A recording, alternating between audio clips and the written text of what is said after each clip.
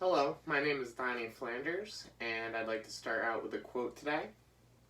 I will not reason and compare, my business is to create. This quote is from the poet William Blake, and is a perfect segue into the topic that I'll be talking about today. And my goal for today is to inform all of you about the Romantic period in English literature.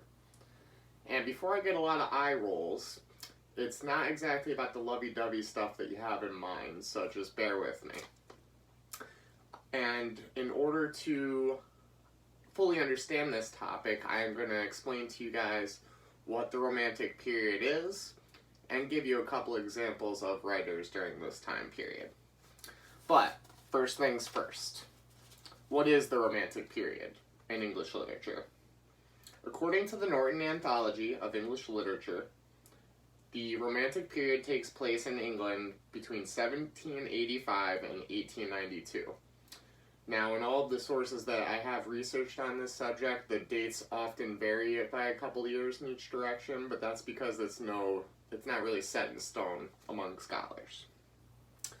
And, according to a study at the University of Delaware, two of the main driving factors in this Romantic period of English literature are the French Revolution and also the Industrial Revolution. The French Revolution helped people in England see that the people of France kind of stood up for something and rose up against it, kind of giving them inspiration. And the Industrial Revolution was a cause for many people to live in awful living conditions in cities. And it also encouraged them to seek solace in nature once again, kind of escape the city, get back to the countryside type deal.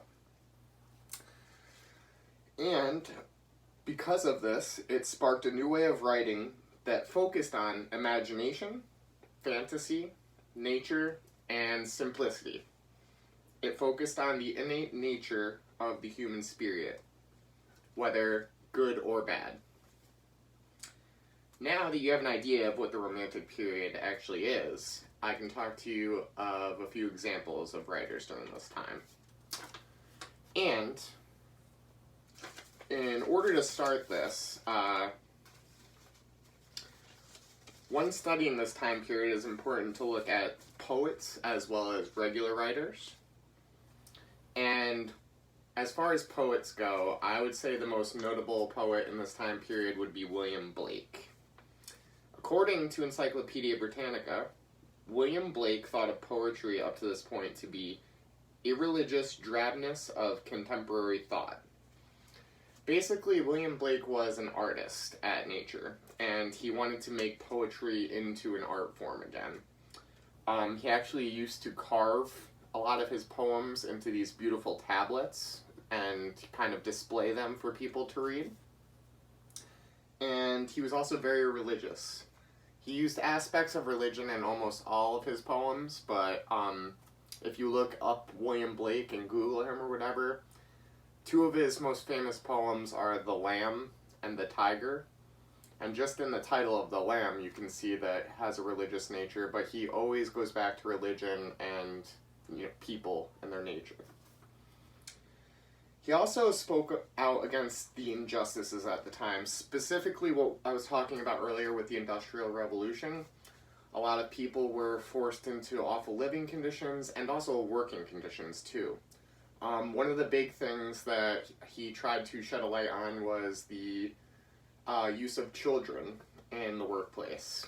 One of his most famous poems is called The Chimney Sweeper. And just to give you an idea of what it was about, I don't know if any of you have ever seen Mary Poppins, but the chimney sweeping going on in England at the time was often done by these kids coming out with soot on their faces and dying of awful lung conditions at a young age. So he was the voice to the common people as far as poetry was concerned. As far as regular writers go, I think that one of the most notable authors of this time period was Mary Shelley. And according to the Norton Anthology of English Literature, she is the daughter of Mary Wollstonecraft and Percy Shelley, who were also famous writers in their own aspect. Her mom was actually one of the first female feminists of the time, and you can see aspects of feminism carried through into Shelley's writing as well.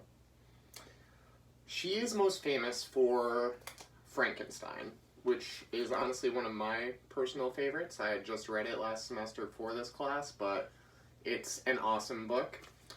It has a huge emphasis throughout the book in nature in all its forms, and I'm talking like nature as in the setting. She concentrates a lot on the setting in that story and how it gives the characters solace, and also just the nature of human beings in general. You know, man versus nature, good versus evil. It's a whole aspect. And another cool part about Mary Shelley is that it obviously relies a lot on the fantasy. Everybody's heard of Frankenstein, the creature in the story, but she was one of the first to use examples of Gothic style writing in both her settings and her characters. And basically that laid path to the horror films that you see today and the characters that are created from it. So, as you have learned, the Romantic period in English literature was not one of love poems and novels about people falling in love and getting married. It was more of a period of reflecting back on the simple things in life and having an appreciation for those things, including humans and their nature as well. And that means take them good or bad as they come. It was a period where the common folk received a voice once again, and two great examples of writers from this period that gave back that voice to the common people were William Blake and Mary Shelley. They were so influential in their work that we are still studying them and talking about them to this day.